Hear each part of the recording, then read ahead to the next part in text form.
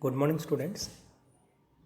Today we will study about the application of Ampere's law. Ampere's law के क्या क्या application हैं उसके बारे में पढ़ेंगे. पहला एप्लीकेशन है magnetic field due to a long current carrying wire. Consider an infinitely long straight wire A B carrying current I. हम क्या एक infinitely long straight wire A B consider कर रहे हैं जिसमें करंट फ्लो रही है I. Let P be the observation point which is at a distance small R from the wire. To determine the magnetic field at point P, draw a circle of radius small r passing through the point P such that the wire A B is normal to the plane of the circle and passes through the centre through its centre. ये हमने diagram draw किया है. इसमें A B जो है वो क्या है, करंट कैरिंग वायर है जिसमें आई करंट फ्लो रही है और पी पॉइंट पे हमें मैग्नेटिक फील्ड निकालना है, strength of the magnetic field निकालना है. और ये स्मॉल आर डिस्टेंस पे है वायर से. करंट कैरिंग जो कंडक्टर वायर है उससे स्मॉल आर डिस्टेंस पे है और स्मॉल आर रेडियस का एक सर्कल ड्रॉ किया है जो सर्कल पी से पास हो रहा है. और ये जो वायर है ये कहाँ पर है, इस सर्कल के सेंटर से पास हो रहा है. Let the direction of the current be from A to B. Current की जो डायरेक्शन वो किधर है, ए से बी की तरफ फ्लो हो रही है. Let B the magnetic field at point P due to wire A B and P Q equals to d L is a small element of the circle drawn around the wire.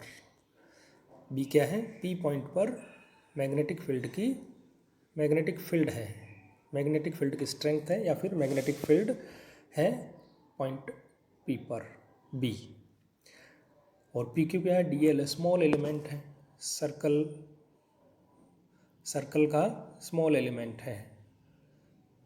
P Q is equal to d L is small element of the circle drawn around the wire. Now line integral of the magnetic field along the circular wire, circular path जो हमने consider किया है. Line integral of the magnetic field along the circular path. Circular path जो हमने बनाया है are radius का, इस सर्कुलर पाथ के अलोंग यदि हम लाइन इंटीग्रल निकालें तो वो आएगा integral over closed path B dot d l. Since I current is flowing through the wire, तो आई करंट जो फ्लो रही है वो कहाँ फ्लो रही है, वायर से फ्लो रही है. आई करंट फ्लो रही है वायर से.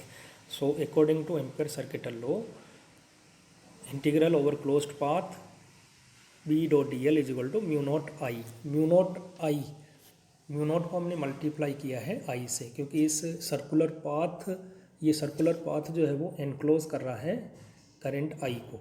आई करंट एनक्लोज हो रही है सर्कुलर पाथ में. Circular path encloses the current I, इसलिए हमने म्यू नॉट को आई से मल्टीप्लाई किया है. So it is clear from the figure that angle between B and DL is 0 degree. DL और B के बीच में जो एंगल है वो 0 है. सो we get cos 0 is equals to cos 0 degree is equals to 1. So we get line integral of the magnetic field B integral over closed path B dot DL is equals to integral over closed path B DL and B constant है, so इसको बाहर ले लेंगे. So B into integral over closed path into D L, B into integral over closed path D L is equals to B into 2 pi R. क्योंकि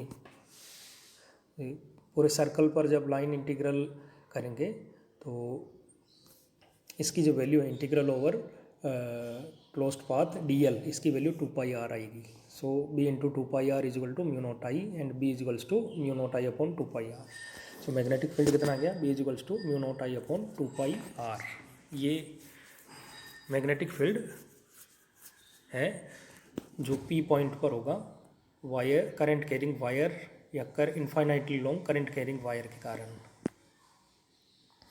now second application is magnetic field due to a long solenoid. Long solenoid की वजह से magnetic field कितना होगा वो find out करेंगे. A solenoid consist of an insulated long wire closely bound in the form of a helix. एक solenoid क्या है, इंसुलेटेड लॉन्ग वायर जो क्लोजली बाउंड होता है in the form of helix, उससे बनी होती है। The length of solenoid is very large as compare to its diameter, इसकी जो लेंथ है वो डायमीटर के कंपेरिजन में काफ़ी ज़्यादा होती है, बहुत ज़्यादा होती है डायमीटर के कंपेरिजन में इसकी length. Consider a long straight solenoid having n turns per unit length carrying current I and wound on A cylindrical frame. एक लॉन्ग स्ट्रेट सोलेनोइड हमने कंसीडर की है जिसमें n टर्न्स हैं पर यूनिट लेंथ और इसमें I करंट फ्लो हो रही है और wound on A cylindrical frame. When current I is passed through the solenoid magnetic field is produced around it. जब I करंट फ्लो होती है सोलेनोइड से तो मैग्नेटिक फील्ड इसके चारों तरफ जो है वो प्रोड्यूस होता है। For a point well inside the long solenoid the magnetic field is uniform and parallel to the length of it, and for a point outside the solenoid the magnetic field is almost zero.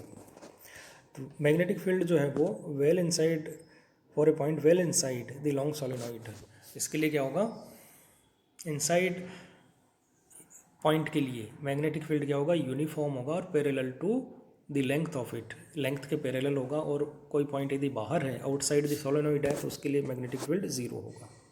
To determine the amount of magnetic field due to solenoid consider a rectangular closed path ABCD having length AB equals to L। तो magnetic field इसका यदि find out करना है तो हम क्या करेंगे, एक रेक्टेंगुलर पाथ कंसिडर कर रहे हैं ABCD और इसकी जो लेंथ है वो कितनी है, AB इक्वल्स टू L है, कैपिटल L।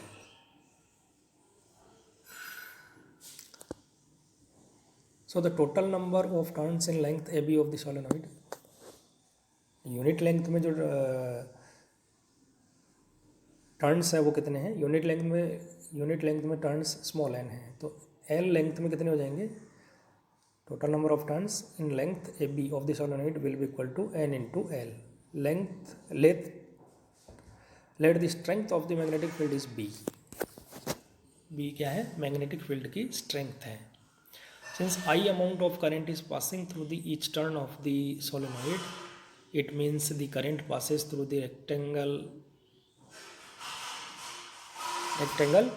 NL times। एक टर्न से जो करंट फ्लो हो रही है वो कितनी है, I है।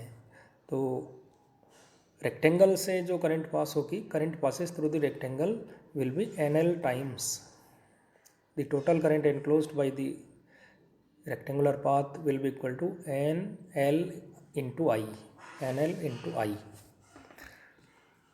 क्योंकि एक टर्न से कितनी फ्लो हो रही है, I करंट फ्लो हो रही है और टोटल नंबर ऑफ टर्न्स जो है वो NL है तो टोटल करंट कितनी हो जाएगी, NLI। According two ampere circuital law, integral over closed path ABCD B dot DL is equals to mu naught into NLI, and this will be equal to integral from A to B B dot DL plus integral from B to C BDL plus integral from C to D BDL plus integral from D to A BDL। ये left hand side है और इसमें AB यदि AB के लिए यदि देखें तो वहाँ पर B और DL की जो डायरेक्शन है वो सेम होगी, इसलिए एंगल इनमें 0 डिग्री होगा। और B से C डायग्राम में देखें, B से C के लिए क्या होगा, DL और B दोनों के बीच में जो एंगल है वो 90 डिग्री होगा। और C से D for a point well outside the solenoid B is equals to 0, क्योंकि C से D ये जो रेक्टेंगुलर पाथ है उसका जो पार्ट है CD ये क्या है, बाहर है सोलेनोइड से, इसलिए B वहाँ 0 हो जाएगा। एंड D से A integral from D to A BDL cos 90, इसमें भी क्या होगा, जो DL और B है उसमें 90 डिग्री का एंगल होगा। तो इन सब की यदि वैल्यूज़ हम पुट करें तो लेफ्ट हैंड साइड हो जाएगी equal to integral over closed path ABCD B dot DL is equals to integral from A to B B dot DL is equal to integral from A to B B d L. B बाहर आ जाएगा, constant है, इसलिए integral from A to B B d L is equals to B into integral from A to B d l, और ये आ जाएगा equal to B into L. So left hand side पे ये वैल्यू रखेंगे तो B into L is equals to mu naught N L I. B into L is equals to mu naught N L I, L से L cancel हो जाएगा और B is equals to mu naught N I आ जाएगा। B is equals to mu naught N I. If the solenoid is wound on a core of material having relative permeability mu r, then relative permeability यदि mu r है तो उस condition में B हो जाएगा B is equals to mu naught mu r n I. Since the absolute permeability of the material of the core is mu is equals to mu naught mu r. Since the absolute permeability of the material of the core mu is equals to mu naught into mu r, so B will be equal to mu ni. B will be equal to mu ni.